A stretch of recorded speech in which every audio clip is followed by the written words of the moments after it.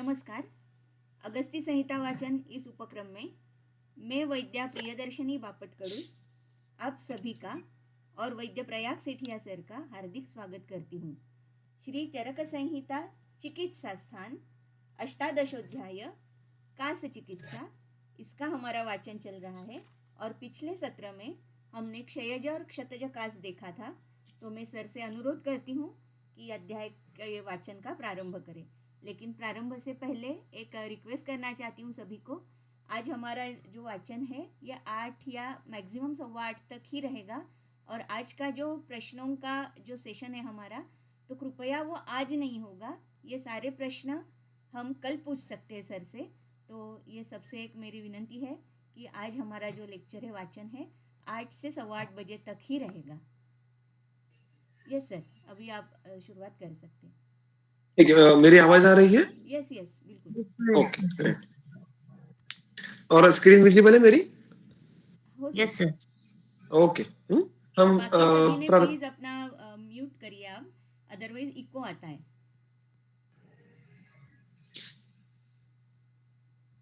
Yes sir. Yes sure.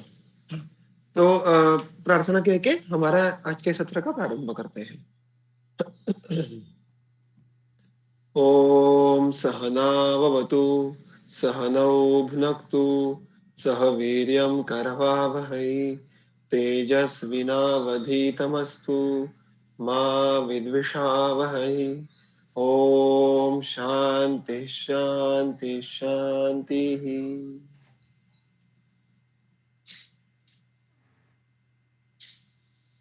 सारे श्रोतृ वर्ग का मैं स्वागत करता हूँ। हमने इसके पहले के सत्रों में कास निदान के काफी सारे मुद्दों को चरक संहिता में से देखा था। आज उसका एक अंतिम मुद्दा है जो कि साध्यत्व, उसको देखेंगे और फिर वातज कास के चिकित्सा सूत्र की ओर बढ़ेंगे। तो देखिए, साध्यत्व के तौर पर जो सूत्र है वो आपके सामने है। मैं उनका एक बार पठन करता हूँ और फिर हम उसके बारे में चर्चा करेंगे।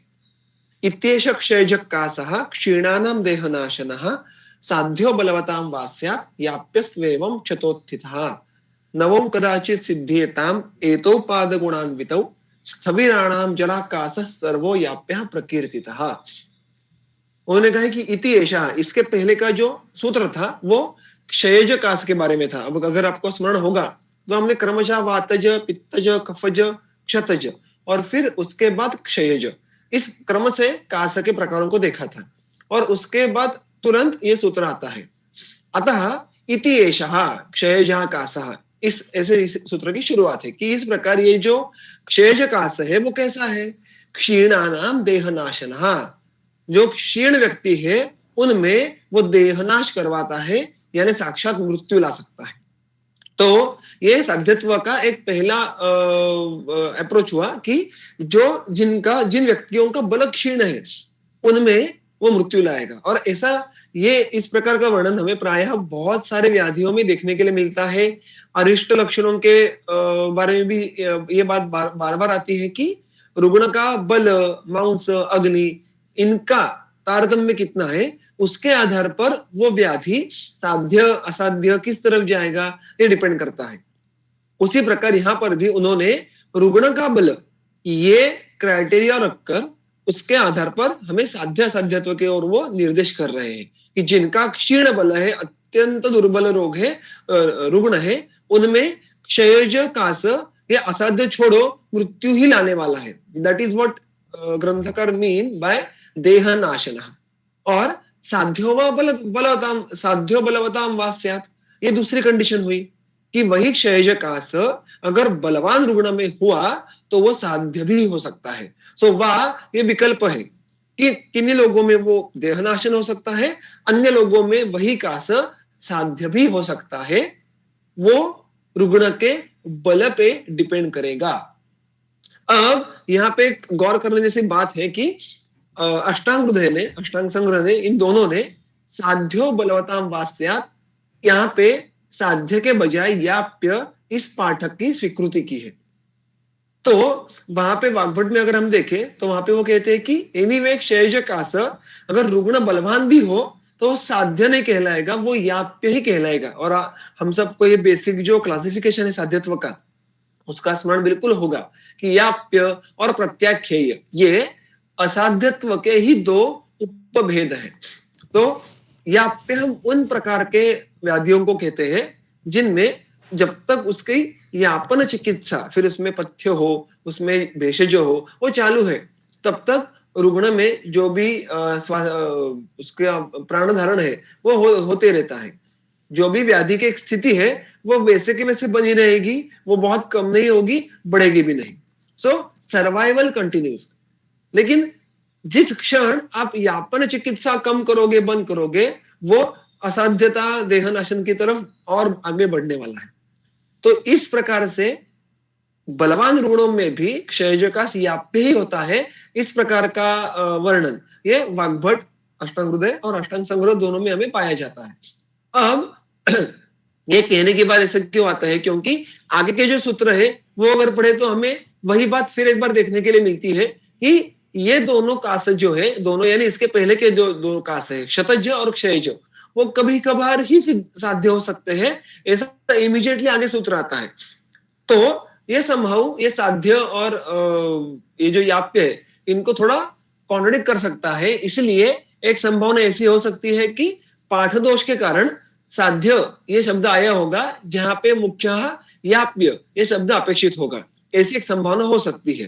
तो ये सारी एक चर्चा आपके सामने रखना मैं चाहता था, क्योंकि वाग्भट ने जो भी बदलाव किए हैं वो कुछ सोच विचार के साथ किए होंगे, ये ध्यान में रखकर ये जानना जरूरी है।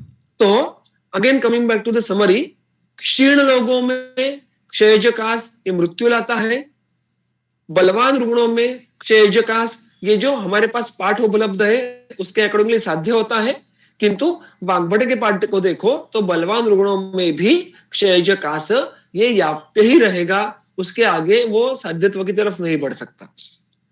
उसके आगे के सूत्र में देखिए, याप्यतु एवं क्षतोत्थितः, इसी के साध्यत्व को जोड़कर यहाँ पे वो क्षतज कास के साध्यत्व को भी कह रहे हैं कि एवं इसी प्रकार से जो कास होगा इसी प्रकार का जो क्षतज कास होगा वो याप्य होगा। अब इसी प्रकार का यानी एवं, इसका अर्थ क्या हुआ?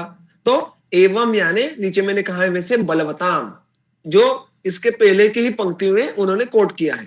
तो जो क्षतज कास बलवान रुग्णों में उत्पन्न होगा वो भी याप्य ही होगा। और नवौ कदाचित सिद्धेताम एतौ पाद गुणान्वितौ, एतौ नवौ, एतौ ये द्विवचन हुआ। ये दोनों, कौन दोनों? क्षतज और क्षयजकास जब नव होते हैं, उनकी उत्पत्ति, उस व्याधि की अभिव्यक्ति अभी अभी हुई है, कुछ दिन ही हुए हैं उत्पन्न होकर। अगर ऐसी नवावस्था रही, देखिए एक और क्राइटेरिया जो हमें देखने के लिए मिल रहा है वो व्याधि कितना पुराना है, व्याधि की अभिव्यक्ति होकर कितना काल व्यतीत हुआ है, उसके आधार पर भी साध्यत्व ये वेरी करता है। Only again not in this व्याधि बट इन मेनी अदर व्याधिज वी कैन सी कि इस प्रकार नव पुराण ये क्राइटेरिया साध्य असाध्यत्व के लिए बहुत बहुत महत्वपूर्ण होता है। यहां पर तो नव होने के बाद भी कदाचित सिद्ध्यता, वो कभी कभार ही ठीक होंगे। देयर इज नो रूल कि नव है तो वो हमेशा ही साध्य होंगे, वो क्वचित कदाचित ही साध्य हो सकते हैं, उनमें चिकित्सा का फल प्राप्त होगा। और उसके लिए भी एक कंडीशन है। वो कंडीशन क्या है? पाद गुणान्वित, पाद चतुष्पाद, उनके जो हरेक के जो उत्तमोत्तम चार चार गुण कहे हैं वो सारे अगर साथ हो, यानी चिकित्सा के समय चतुष्पाद ये सर्व गुणों के साथ उपस्थित हो, तो ही कुछ रुग्णों में नव, क्षतज और क्षयज कास ये साध्य हो सकते हैं। सो इतनी सारी कंडीशंस और फिर भी साध्यत्व उसमें होगा ही होगा, ऐसी कोई गारंटी नहीं है। दिस इटसेल्फ शोज कि क्षतज और क्षयज कास इनका प्रोग्नोसिस ये बहुत ही वर्स है, और ये आगे चलकर आगे के सूत्रों में भी देखने के लिए मिलता है। ओके, और इसलिए मैंने आपको पहले भी कहा था कि ये हमारे ओपीडी लेवल के पेशेंट्स प्राय रहते नहीं है कि कोई रुग्ण ऐसा चल के आया और आपके पास कह रहा है कि मुझे इस प्रकार के लक्षण है और आपने उसका क्षतज या क्षयज निदान कर दिया। बिकॉज इनकी जीसी यानी जनरल कंडीशन, इनका बाकी जो रुग्ण बल होगा, अग्नि बल होगा, इन्होंने बहुत दिनों से अन्य औषधियां ली होंगी, ये सारी बातें देखकर प्रायः ये शमन साध्य होते हैं, या इनको कुछ चिकित्सा दे दी तो ये ठीक हो जाएंगे, इस क्राइटेरिया में बैठे नहीं है।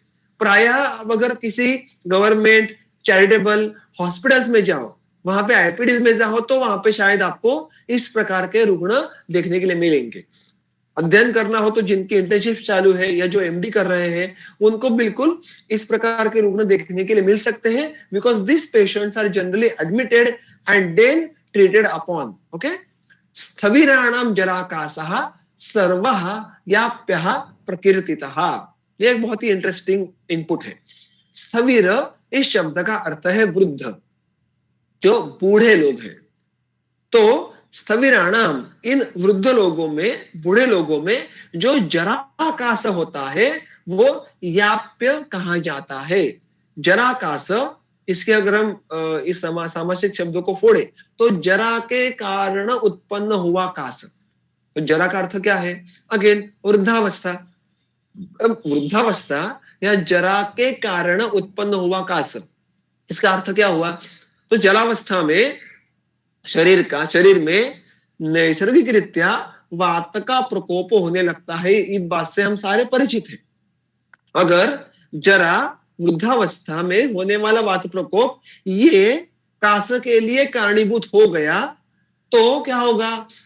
जरा अवस्था में वात प्रकोप को पूरे पद्धति से दूर करना यह संभव है, क्योंकि शरीर एक क्षीयमाण अवस्था में होता है, धातु क्षीयमाण अवस्था में होते हैं। शरीर में रौक्ष ये वृद्धिंगत होता है, आप उसको कभी भी पूरा रिवर्स नहीं कर पाओगे। अतः आप तज्जन्य वात प्रकोप को भी पूरे पद्धति से शांत नहीं कर पाओगे। कुछ अंश में वात प्रकोप रहने ही वाला है, और इस वात प्रकोप के कारण अगर कास की उत्पत्ति हुई तो वो पूरी तरह से कभी ठीक नहीं हो पाएगा। आपको उसका अधिक से अधिक यापन करना पड़ेगा, लेकिन वो साध्य नहीं होगा। अतः ऐसे वृद्ध लोगों में जिनमें कास का हेतु जरा है, यानी वृद्धावस्था जन्य देह क्षय, देह धातु क्षय, तज्जन्य वात प्रकोप, तज्जन्य कास, ऐसा अगर संप्राप्ति का पूरा फ्लो रहा तो वो याप्य होता है। प्रायः आपको इस प्रकार के कास में रसायन अधिकरण के जो भी कुछ योग विशेष है, फिर उसमें च्यवनप्राश हो गए या अन्य होंगे, कि जिनके फलश्रुति में कास का विशेष उल्लेख आया है, या कास के अधिकरण में जो रसायन विशेष होंगे, जैसे अगस्त्य हरितज्ञ होगी या अन्य भी होंगे, उनका उपयोग आपको दीर्घ काल तक करते रहना पड़ता है, क्योंकि जरा व्याधि विनाशनम ये फल विशेष रसायन का है, और इसलिए हमें यहाँ पे कासग्न और रसायन चिकित्सा इससे यापन करते रहना यह आवश्यक होता है। और इसीलिए त्रिन साध्यान साधयत पूर्वान पथ्य ही याप्य यापयेत, ऐसा वो यहाँ पे एक हमें निर्देश कर देते हैं कि जो पहले के तीन है पूर्वान त्रिन, यानी कौन? वातज, पित्तज और कफज, इनको साधयेत, इनको आप साधयेत यानी चिकित्सा करके आप उनको ठीक करो। साध्य, इसके यहाँ पे उन्होंने भिन्न उल्लेख करने का कारण क्या है? साध्य, क्योंकि इनमें अगर हमने पहले देखा था कि रुग्ण बल बहुत कम है या कोई अरिष्ट लक्षण आ जाए, सो कोई कास छोड़ के अन्य क्राइटेरिया हो जो इस अवस्था को असाध्य कर रहा हो, तो वो अवस्थाएं भी असाध्य हो सकती है।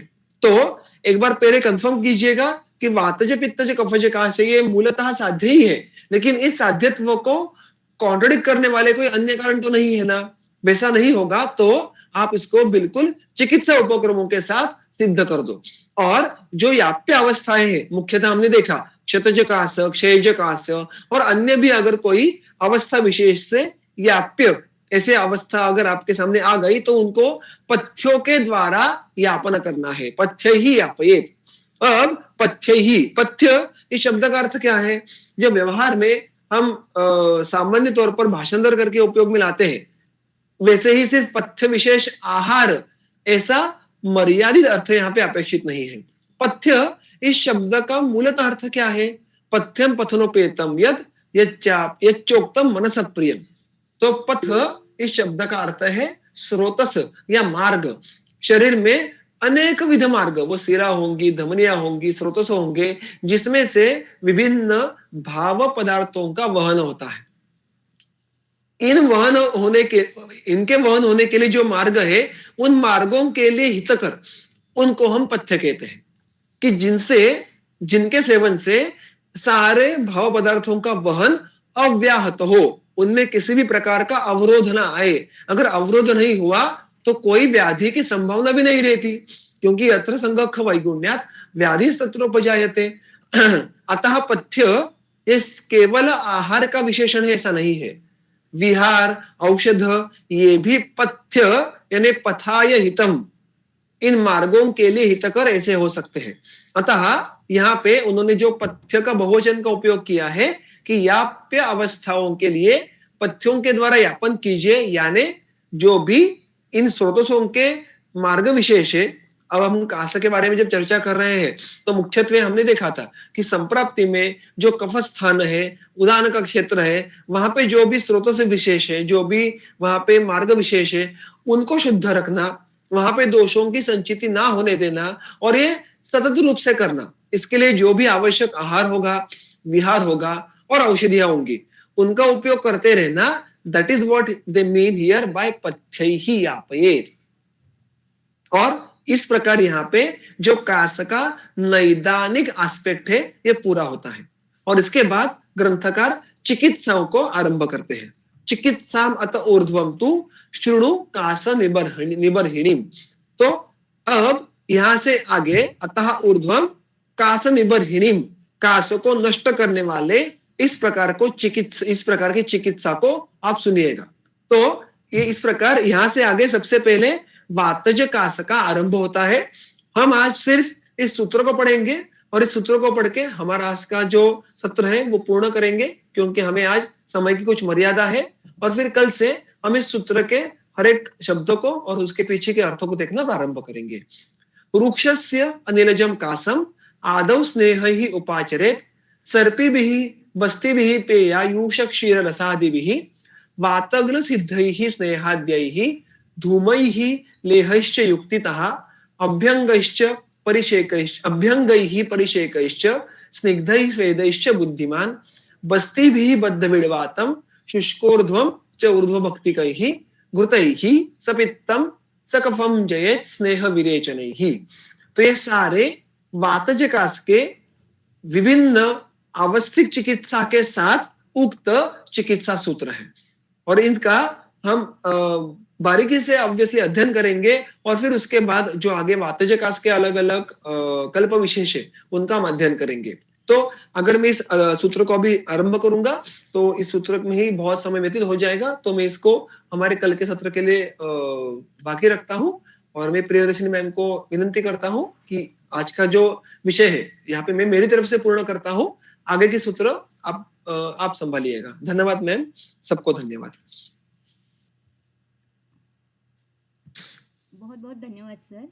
आज कुछ कारणवशात हम यहीं पर रुक रहे हैं, क्योंकि कुछ कर्म सर के भी है और मेरे भी कुछ काम है। इसके लिए आज का सत्र हम यहीं पर ख़त्म कर रहे हैं। और जैसे कि मैंने नोटिस में लिखा था कि हम सोमवार मंगलवार ऐसे हमारे 2 दिन होते हैं, लेकिन इस हफ्ते में हमें ट्यूसडे और वेडनेसडे यानी कल भी हमारा ये वाचन चालू रहेगा। तो सबसे अनुरोध है कि कल भी 7:15 बजे मैं लिंक दे दूंगी, आप सभी को ज्वाइन होना है। तो आज के लिए हम यहीं पे रुकते हैं। आपके मन में जो भी सवाल है, जो भी प्रश्न है, तो वो सारे प्रश्न आप कल पूछ सकते हो। बहुत बहुत धन्यवाद।